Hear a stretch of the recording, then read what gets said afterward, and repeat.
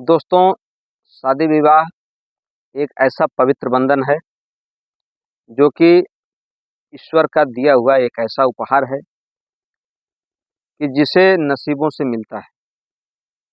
यह एक ऐसा उपहार है जो कि बहुत भाग्यशाली जो को मिलता है। शादी विवाह एक ऐसा बंधन है जो एक बार नहीं बल्कि 7 जन्मों तक निभाया जाता है। 7 जन्मों को निभाने के साथ-साथ उसमें विश्वास, प्यार, सम्मान को धीरे-धीरे सँवारा जाता है। और दोस्तों, ऐसा ही एक विवाह जब लड़की का विवाह एक लड़के से होता है तो नहीं तो बल्कि 7 दिनों के अंतर्गत ही लड़की मर जाती है। उन 7 दिनों में उसका जो पति होता है, जिसे कि परमेश्वर का रूप दिया जाता है, वह पति दरिंदगी के साथ अपनी पत्नी के साथ दुर्व्यवहार करता है कि जिसे सुनने के बाद आपकी रूह तक कांप जाएगी। आपको विश्वास नहीं होगा कि एक पढ़ा लिखा व्यक्ति इतनी दरिंदगी कैसे कर सकता है। दोस्तों, दरअसल वह लड़का सॉफ्टवेयर इंजीनियर होता है और लड़की एक गरीब घर की होती है। गरीबी के चलते उस लड़की की शादी नहीं हो पाती। शादी होती है तो 35 साल की उम्र में, जबकि लड़की के माँ और बाप दोनों मर चुके होते हैं। उसका एक छोटा भाई होता है। लड़की ही बड़ी होती है। जब लड़की सयान हो जाती है तब तक उसके माँ बाप मर जाते हैं दोनों, और इस करके लड़की की शादी समय पर नहीं हो पाती। जब वह भाई धीरे धीरे करके थोड़ा सा युवा होता है, जॉब करता है, कमाता है, तब जाके अपनी बहन की शादी करता है। दोस्तों नमस्कार, प्रणाम। मैं मोनू भारद्वाज। आज की जो सच्ची घटना है, एक घटना है उत्तर प्रदेश के हमीरपुर की। दोस्तों, हमीरपुर में एक लड़की रहती है जिसका नाम रहता है आरती। आरती एक बहुत ही गरीब परिवार से बिलोंग करती है। बहुत ही पुअर कंडीशन है परिवार का।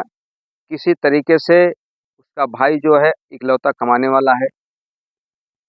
वो अपनी बहन की शादी तय करता है एक सॉफ्टवेयर इंजीनियर से, जिसका नाम होता है विजय उमरे। विजय उमरे जो है उत्तर प्रदेश से जो हमीरपुर गांव पड़ता है, वहां से लगभग 82 किलोमीटर दूर उरई गांव का रहने वाला है। और 3 फरवरी 2024 को विजय उमरी की बारात आरती के घर पर हमीरपुर आती है। दोनों तरफ काफ़ी खुशी का माहौल होता है। लड़की के ससुराल वाले भी बहुत खुश होते हैं, लड़की के घर वाले भी बहुत खुश होते हैं, लड़की के परिवार के गांव के लोग बहुत खुश होते हैं। चलिए, लड़की की जो गरीबी थी उस गरीबी को पार पाते हुए आज लड़की की शादी हो जाएगी। दोस्तों, पंडित जी पूरी रस्मों रिवाज के साथ मंत्र पढ़ाते हैं और बच्ची को 7 जन्मों तक जीने मरने की कसम दिलाते हैं। लेकिन उस समय उस लड़की को और पंडित जी को ये पता नहीं था कि ये मामला सिर्फ 7 दिनों तक चलने वाला है, क्योंकि जो लड़की का पति था वो बहुत ही हैवान किस्म का इंसान था। उसके अंतर्गत मानवता नाम की कोई चीज़ नहीं थी, जबकि वह पढ़ा लिखा विजय उमरे पढ़ा लिखा इंसान सॉफ्टवेयर इंजीनियर था। दोस्तों, उसके बाद सुबह हुई, लड़की की विदाई हुई। परिवार वाले विदाई के समय, जैसे हर परिवार में होता है, लड़की के परिवार वाले दुखी होते हैं। तो वैसे भाई भी बहुत दुखी था, लेकिन कहीं न कहीं खुशी भी थी, गाँव वालों को भी खुशी थी कि ये दुनिया का रीत-रिवाज है। लड़की तो पराया धन होती है, एक ना दिन इसको जाना ही। और शादी विवाह हो गया तो और अच्छी बात है। दोस्तों, उसके बाद अपने आँखों में सपना सँजो कर के अपनी मायका छोड़ के जब ससुराल पहुँचती है, तो ससुराल वाले भी काफ़ी खुश होते हैं। लड़की, क्योंकि आरती जो होती है बहुत खूबसूरत होती है। भले ही गरीब घर की होती है, लेकिन आरती का जो ईश्वर ने रूप दिया था वो बहुत ही सुंदर था। लोगों को बहुत मन भाया। उसके बाद धीरे-धीरे सारे नाते रिश्तेदार जाने लगे, चले भी गए। शाम होती है तो वह जो पति था विजय उमरे, वह अपने दोस्तों के साथ जाता है, कुछ बातें करता है, तो उसके दोस्त जो होते हैं उसको बताते हैं कोई शक्तिवर्धक गोली देते हैं। दोस्तों, शक्तिवर्धक जो गोली लाता है विजय तो अपना तो सेवन करता है और चुपके से अपनी पत्नी के खाने में भी लाता है। अब जब रात होती है तो उत्तेजना इतनी बढ़ जाती है कि वो जो विजय होता है सारी सीमाएं लांघ जाता है और प्राकृतिक और अप्राकृतिक ढंग से लगातार अपनी पत्नी के साथ संबंध बनाता है। हालांकि पत्नी का जो डोज था वो बहुत हल्का दिया गया था, जबकि वो जो विजय था वो अपना डोज काफ़ी मात्रा में लिया था। दोस्तों, लगातार पहले दिन लगातार कम से कम 8 घंटे तक विजय ने शक्तिवर्धक गोली की वजह से अपनी पत्नी के साथ संबंध बनाता रहा। आरती तड़फड़ाती रही, विरोध करती रही, लेकिन करती भी क्या, क्योंकि कहा जाता है पहले दिन ये परंपरा है। उसके बाद जब सुबह होती है तो आरती की तबीयत काफ़ी बिगड़ने लगती है। तो गांव के ही जो डॉक्टर साहब होते हैं, डॉक्टर साहब आए, कुछ दवा दर्पण दिए, थोड़ा सा आरती को आराम हुआ। लेकिन आरती अपनी आप बीती किसी को नहीं बता पाई। वो सोची हो सकता है आज जो भी हुआ कल ना हो। लेकिन उस रात भी वो जो उसका पति था वो हैवानियत की दूसरी सीमा भी लांघ गया। दोस्तों, उसके बाद वही कर्म किया। सांझ शाम जब हुई तो वह फिर से शक्तिवर्धक गोली का सेवन किया और अपनी पत्नी के साथ फिर लगातार कम से कम 9 से 10 घंटे तक प्राकृतिक और अप्राकृतिक ढंग से संबंध बनाता रहा। लड़की चिल्लाती रही, लेकिन वह लड़की की एक नहीं सुना, बल्कि उल्टे लड़की को मारा पीटा भी। लेकिन लड़की, क्योंकि एक गरीब घर की थी, विरोध भी नहीं कर सकती थी और किसी से बता भी नहीं सकती थी, क्योंकि दहेज में वो सॉफ्टवेयर इंजीनियर को उतने रुपए नहीं लेकर आई थी कि उसको दे सके। वो लड़की चुपचाप सहन करती रही। तीसरा दिन जब आया तो सेम वही कंडीशन फिर चालू हो गया। विजय फिर शक्तिवर्धक गोली खा के आया और पत्नी के साथ लगातार फिर 8 घंटे से 9 घंटे तक संबंध बनाता रहा, प्राकृतिक और अप्राकृतिक ढंग से। लड़की चीखती रही, चिल्लाती रही, लेकिन वह दरिंदा बिल्कुल हैवानियत पार कर चुका था। उसको ये नहीं समझ में आ रहा था कि ये मेरी पत्नी है, अब मेरे साथ रहेगी, 7 जन्मों तक रहेगी। लेकिन वह दरिंदा बिल्कुल भी उसके समझ में नहीं आया और आरती की तबीयत लगातार बिगड़ती चली गई। दोस्तों, उसके बाद जब चौथी सुबह भोर हुआ तो वह अपनी जेठानी से बोली कि दीदी, मेरी तबीयत बहुत ज़्यादा गड़बड़ है, बहुत ज़्यादा ख़राब है, मुझसे चला नहीं जा रहा है, ना मुझसे बैठा जा रहा है, मेरे अंतर्गत बहुत ज़्यादा दर्द है। तो बल्कि उसकी जेठानी कहती है ऐसा होता है सबके साथ जब पहली बार होता है। तो आरती समझाती है, नहीं दीदी, बात तो नहीं है, मुझको हद से ज़्यादा दर्द है।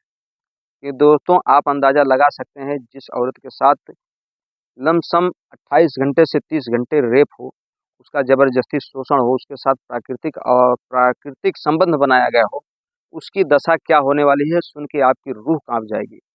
उसके बाद जो दोस्तों होने वाला था, इससे भी भयानक होने वाला था, क्योंकि जब आरती की बात उसकी जेठानी सुनती है तो उसके मायके फ़ोन लगाती है, उसके भाई के यहाँ फ़ोन लगाती है कि आइए, आपकी बहन की जो तबीयत बहुत ख़राब है।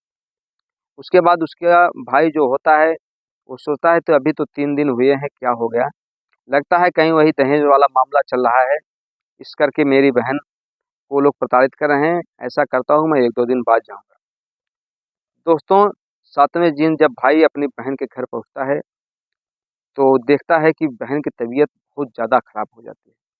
उसके बाद वह अपनी बहन को लेकर के कानपुर के एक ट्रॉमा सेंटर में एडमिट करता है, जहाँ पर उसका इलाज चालू होता है।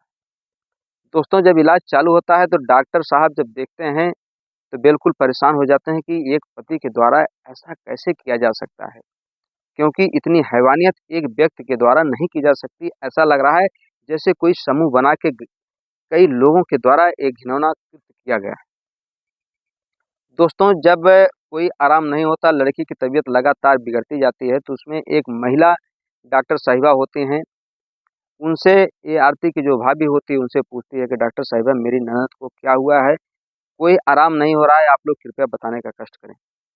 तब वह डॉक्टर साहिबा बताती हैं कि तुम्हारी जो ननद है, उसके साथ ऐसा-ऐसा दुर्व्यवहार किया गया है।